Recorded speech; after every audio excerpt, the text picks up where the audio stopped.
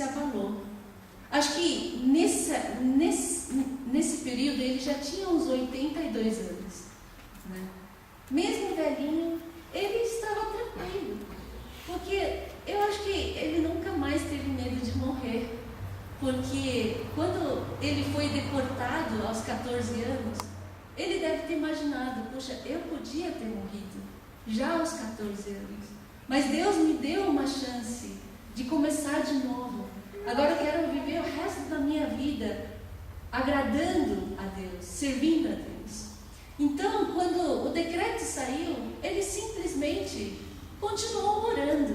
Né? Isso mostra a vida de oração consistente dele. Isso mostra que quando você conhece um Deus soberano, e um Deus que sabe de todas as coisas, que nenhum dia da sua vida está fora do controle dele, então você pode ter a paz. Só uma pessoa que tem a certeza da sua salvação eterna não tem medo de morrer. Por isso, se você ainda tem medo de morrer, é porque alguma coisa ainda não se estabeleceu no seu coração. E aí, Daniel, então, entra na cova dos leões. E aí, quem que começou a orar nesse momento? Foi o rei Dario. Ele disse que não conseguiu dormir e ficou a noite inteira orando para que o Deus do Daniel pudesse proteger, porque ele percebeu que ele caiu numa cilada. E ele colocou na cova dos leões um dos homens que ele mais confiava e que ele ia promover uma grande injustiça. E aí, quando esse rei Dario ora a Deus também, né, ele no dia seguinte da manhã foi lá destampar e perguntou: Daniel, o seu Deus te protegeu? E o Daniel, claro, né? E aí ele foi tirado. Tudo isso, eu imagino, que trouxe um grande testemunho para os seus reis, que eram totalmente ímpios, não temiam a Deus. Eles tinham seus deuses prediletos, não o Deus dos céus, o Deus que cuida da história. E eu imagino que tudo isso que aconteceu com ele trouxe também uma consciência, um temor aos próximos reis que chegaram. Porque depois que veio o rei Dario, veio agora o rei Ciro. Né? E aí vamos abrir em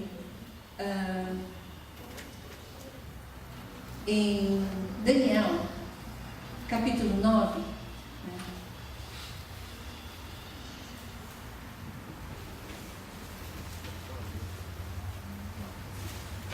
Por causa do que eu preparei hoje, né, para vir, eu estudei alguns livros sobre essa questão histórica, né, porque eu também não tinha muito claro, né, desses reinados que se seguiam no reinado, enquanto Daniel, ele serviu durante 4 impérios.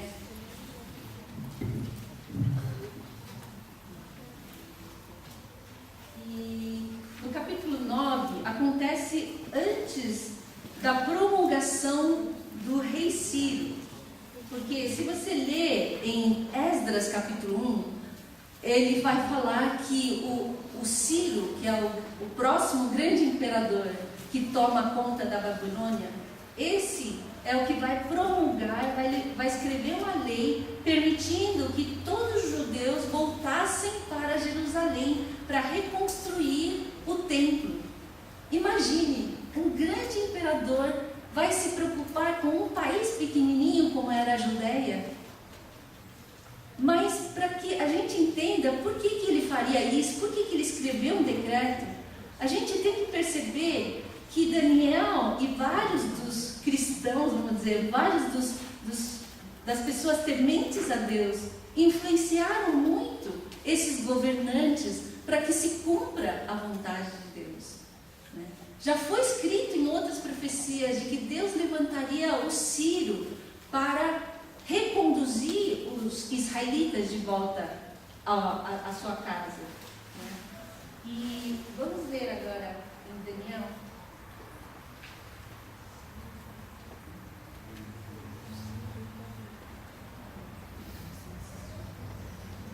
Daniel capítulo 9.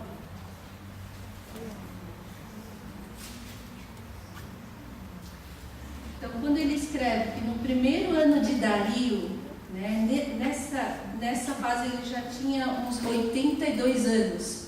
Ele já estava fraquinho, já estava velhinho, mas ele estava desesperado, porque ele disse assim: no primeiro ano de Dario, filho de Assuero, da linhagem dos Medos, o qual foi constituído rei sobre o reino dos caldeus, no primeiro ano do seu reinado, eu, Daniel, entendi pelos livros que o número de anos de que falara o Senhor ao profeta Jeremias, que haviam de durar as assolações de Jerusalém, era de 70 anos.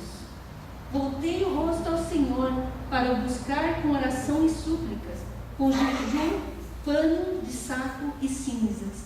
Por que ele volta desesperado para o Senhor? Porque ele percebe que depois de 68 anos, o povo ainda não havia mudado. É verdade que muitos dos judeus que foram para o exílio, muitos deles começaram a levar a sua vida com Deus a sério.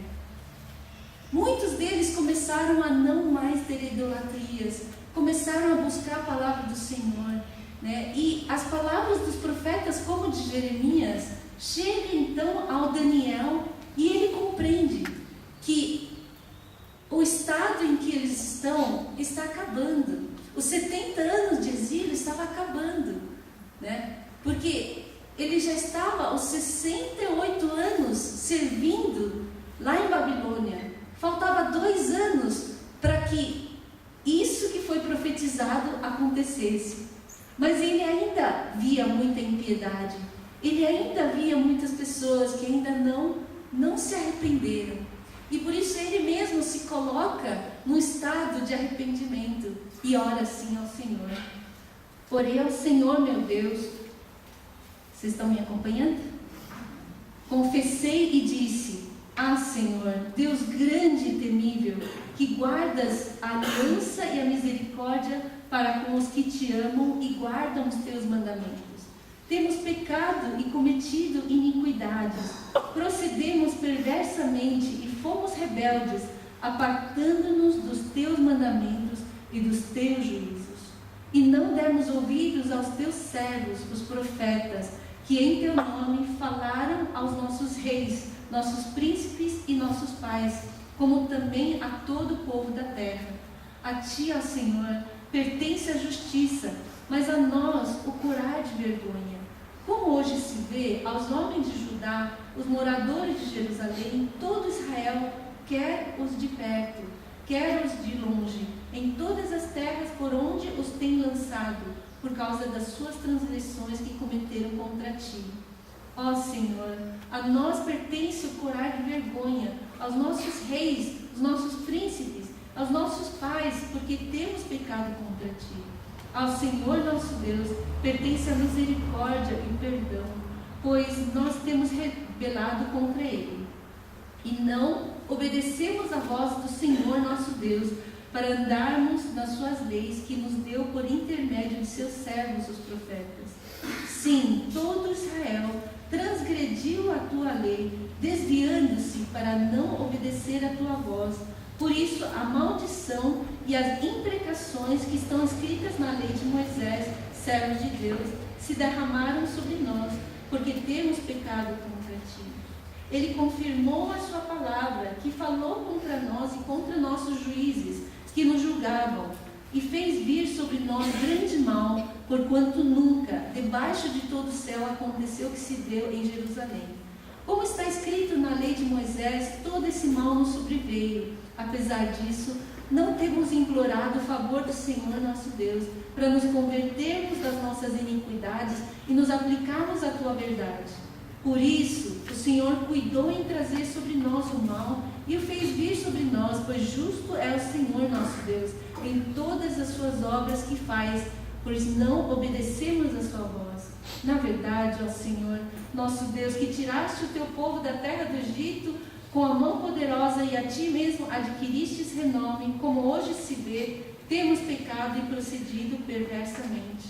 Ó Senhor, segundo todas as suas justiças, aparte-se da tua ira e o teu furor da tua cidade de Jerusalém, do teu santo monte, porquanto, por causa dos nossos pecados e por causa das iniquidades do nosso país, se tornaram Jerusalém e o teu povo opróbrio ou vergonha para todos os que estão em redor de nós.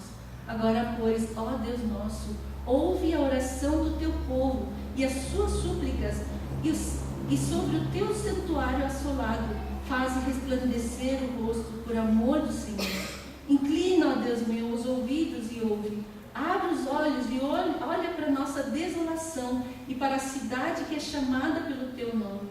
Porque não lançamos as nossas súplicas perante a tua face, baseadas em nossas justiças, mas em tuas muitas misericórdias. Ó Senhor, ouve. Ó Senhor, perdoa. Ó Senhor, atende-nos e age.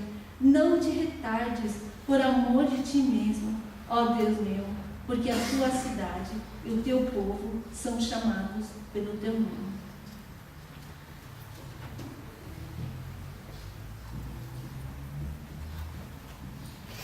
Ele ora desesperadamente para que aquilo que Deus prometeu se cumpra, a restauração de Israel.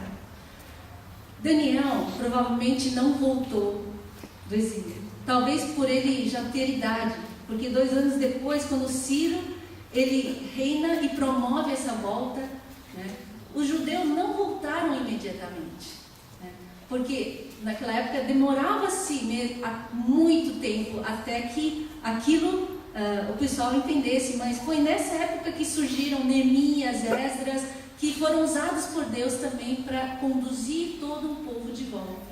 E lá no livro de Esdras e Neemias, vocês podem ler e ver também quantas lutas que aconteceram para que o templo foi restituído, né, reconstruído. Mas o Daniel, ele ora, né, estando em Babilônia, mas com o coração em Jerusalém. Nós também, eu fico pensando, nós podemos ser como Daniel. Nós vivemos neste mundo. E às vezes Deus até permite que nós tenhamos uma posição proeminente na nossa empresa, no governo, nas escolas, em lugares onde Deus nos coloca. Mas como Daniel, nós não devemos ter o coração apenas voltado na nossa posição. Imagine o Daniel, né? Ele como um dos jovens nossos. Imagina se ele simplesmente ficasse feliz. Ai, que bom, eu estou livre daquelas situações todas, eu estou aqui como um governador, eu estou muito bem posicionado, né? Graças a Deus, Deus me livrou, Deus me protegeu. Não, a oração dele não foi assim. Ele sofria junto com o seu povo, ele sofria junto com a desolação de Jerusalém. E ele orava para que a Jerusalém, o nome de Deus, seja reavivado, seja louvado. Nós também, como Daniel, podemos trabalhar e servir com excelência em todos os lugares que Deus nos colocar. Mas nós devemos também ter o nosso coração em Nova Jerusalém. Nosso coração no templo de Deus, que é o corpo de Cristo. Nós devemos ter o nosso coração arraigado em que se cumpra a vontade de Deus. Porque Jesus, ele também vai vir logo. E para que ele venha, é preciso que o seu corpo seja completo. Que as pessoas sejam conhecidas, as pessoas conheçam a salvação de Jesus. Bom, voltando aqui, o que nós podemos aprender com a oração de Daniel? Que Daniel, ele ora agradecendo, louvando a Deus, que é grande e temível, que guarda aliança e misericórdia. Ele confessa os seus pecados, reconhece todas as suas falhas. Não só, perdoa eles porque eles não sabem o que estão fazendo. Ele mesmo se identifica como parte do povo que peca. Será que nós podemos orar assim também por nós? Porque muitas vezes nós também pecamos sem saber que estamos pecando, inconscientemente. E ele ora também reconhecendo que a Deus pertence a justiça e a nós corar de vergonha. como eu falei, em nenhum momento ele se colocou como vítima da maldade da sociedade. Nós precisamos entender que nós vivemos nesse mundo cheio de injustiças, por causa desse mundo decaído, que precisa ser restaurado, né? E aí ele chega no final e clama: perdoa-nos, atende-nos, olha para nós de novo e nos restaura por amor do teu nome e para a tua glória.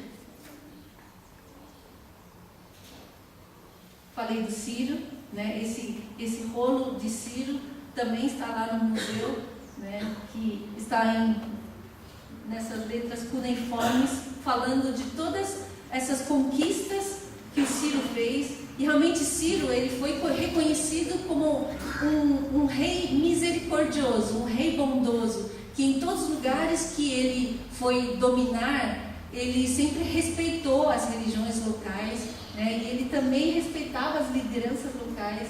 Ele fez um reinado muito diferente do que os outros impérios, né? Mas em Daniel capítulo 9, se continuar a oração dele, né, ele vai falar também, né, porque depois disso, desculpa, eu estou um pouco confusa porque são muitas informações, mas depois dessa oração que ele faz, ele fica assim, acabado, ele fica exaurido, né? E aí é tão interessante, Deus manda o anjo Gabriel, né, e o reanima e fala: Daniel, suas orações foram ouvidas, suas orações foram atendidas, porque você é muito amado de Deus. Toda vez que eu leio esse texto, eu me sinto tão confortável, sabe? Não é que seja Daniel, mas toda vez que a gente ora, buscando pelo seu reino, toda vez que a gente ora buscando a Deus, Ele está nos ouvindo. Nunca, né? Nunca pense que Deus não ouve suas orações.